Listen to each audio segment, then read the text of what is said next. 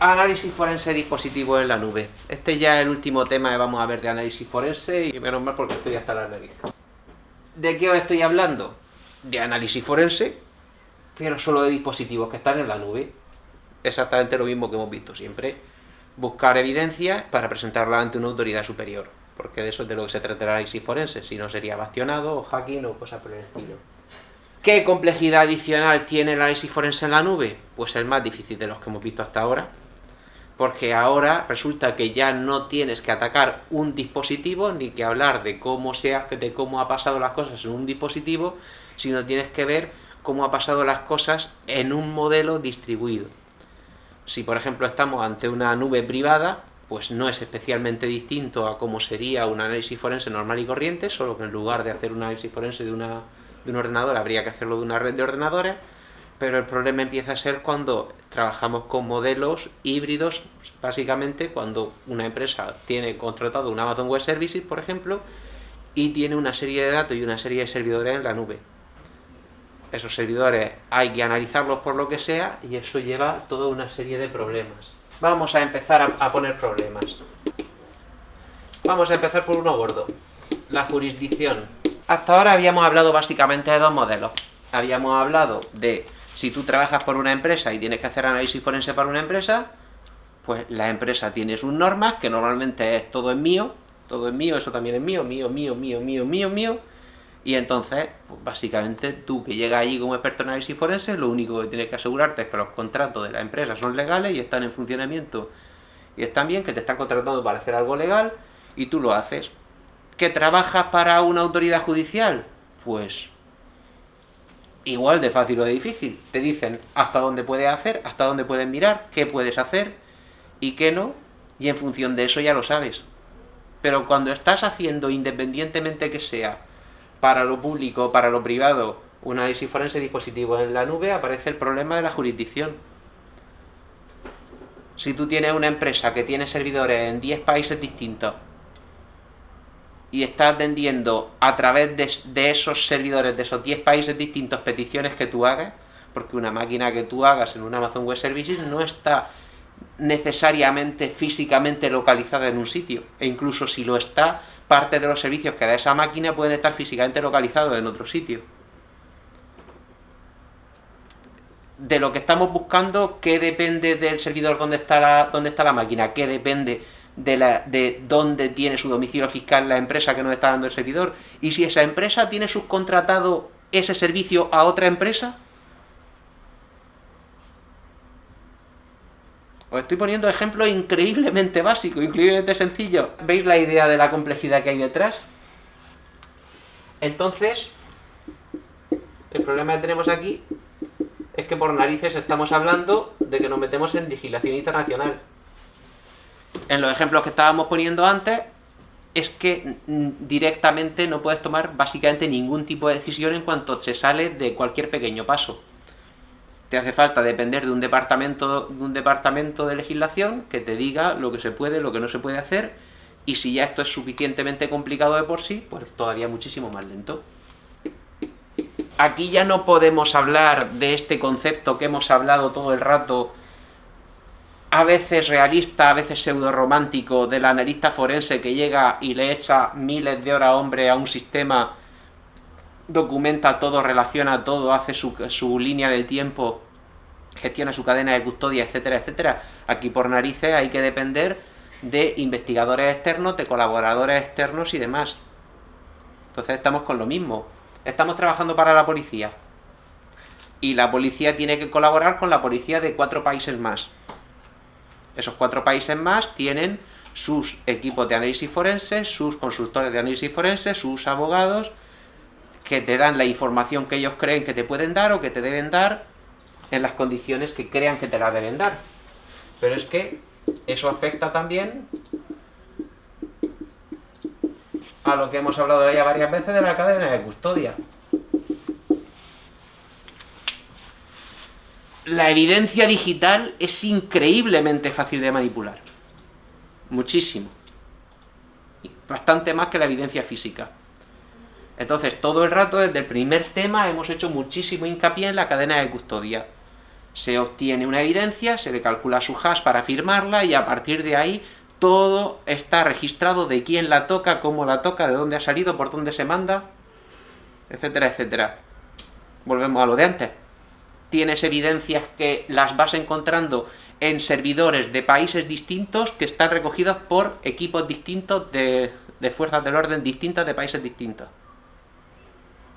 ¿Cómo haces para asegurarte que la cadena de custodia es coherente durante todo el proceso? Un concepto nuevo: elasticidad en la recolección de evidencias. Durante el tiempo que hemos hablado de análisis forense en dispositivos físicos, en dispositivos que tengas a mano, hemos hablado normalmente de intentar conseguir la mejor evidencia posible. Eso se sigue manteniendo aquí. Obviamente intentamos conseguir lo mejor que podamos tener y, como siempre, que falsee o confirme una hipótesis previa con la que estamos trabajando, que esté relacionado con el caso que estamos investigando, etcétera, etcétera.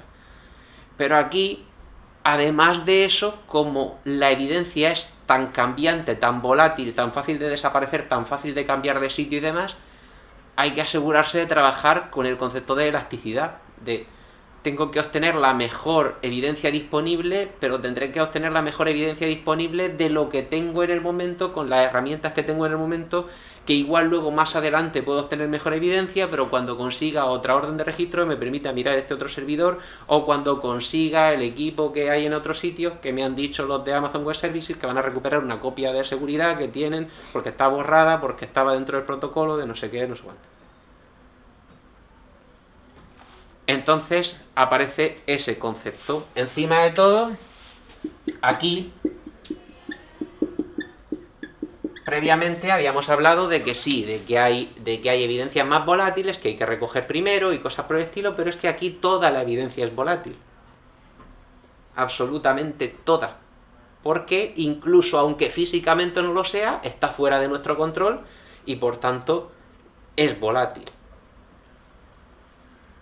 Entonces, salvo que nos metamos ya en la situación de que se puedan confiscar unos discos duros, esos discos duros se los manden desde el servidor al centro de investigación y cosas por el estilo, en cuyo caso ya no estaríamos hablando de análisis forense en cloud, sino de análisis forense local, pero quitando ese caso, todo el rato estás dependiendo de datos que están en las manos de otras personas.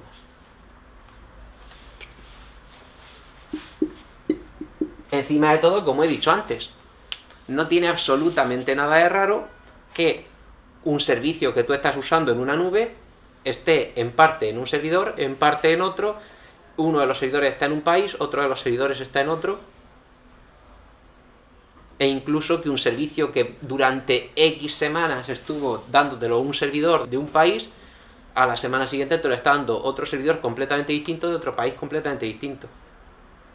Incluso, repito, en el momento en el que nos metemos con compañías que subcontratan a otras compañías, incluso puede ser que el servicio final nos lo esté dando otra compañía distinta, incluso aunque el cliente la tenga contratado siempre con la misma. Entonces hay que trabajar otra vez también con eso, con que los datos van a estar partidos en trocitos. Y encima de todo, en cualquier arquitectura de nube normal y corriente, realista hoy en día, todo, absolutamente todo, está virtualizado o en Dockers. Nunca jamás tenemos datos sobre un sistema operativo físico, sobre una máquina física. Tenemos datos sobre un sistema operativo que está instalado sobre un Docker, que el Docker está instalado sobre una máquina virtual y la máquina virtual está sobre un sistema distribuido de 120 máquinas que se van repartiendo las máquinas virtuales con un balanceador de carga. Y no os he dicho nada que sea ciencia ficción, eso es funcionamiento perfectamente normal.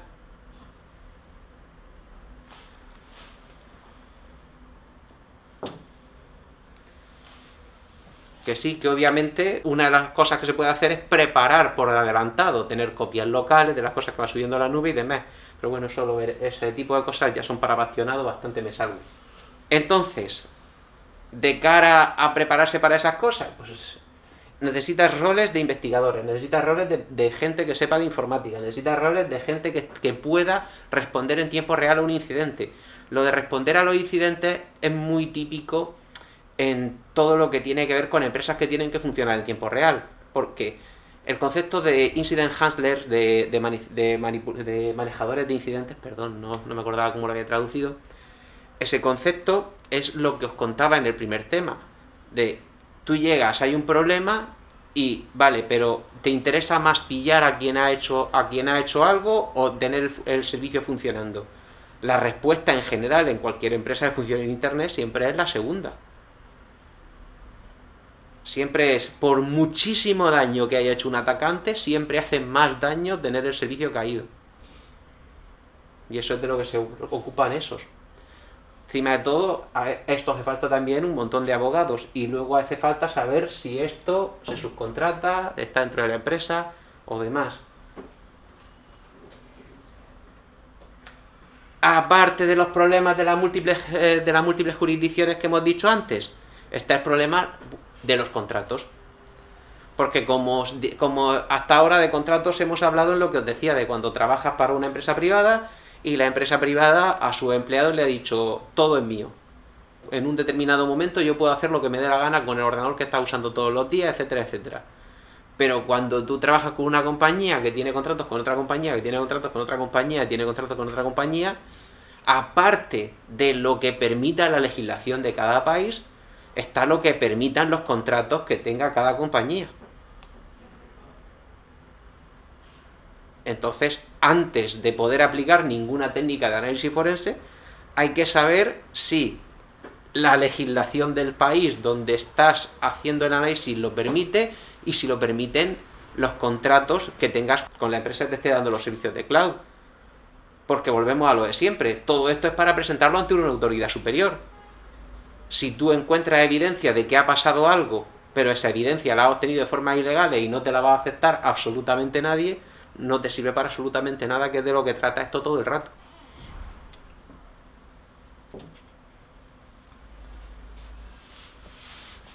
Entonces, básicamente aquí de lo que estamos hablando es de dinero, dinero, dinero, dinero. De que todo es muy difícil y muy caro.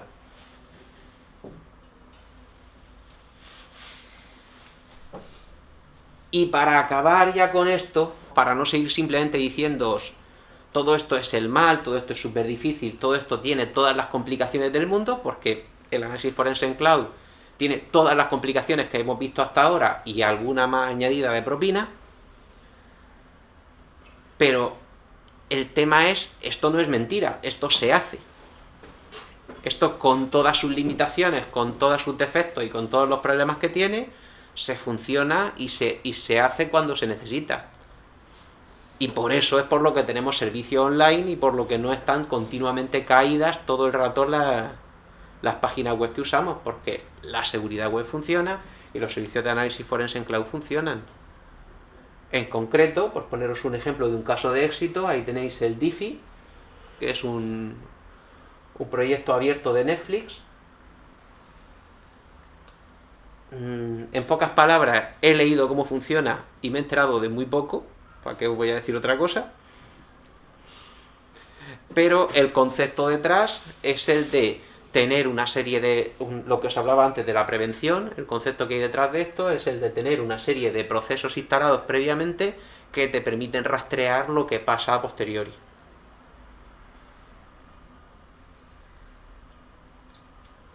Vuelvo a lo mismo. Esto es lo típico de SPISA con bastionado. Y lo de siempre. Ahí tenéis un poco de bibliografía. Y solo eso, solo os quería contar eso.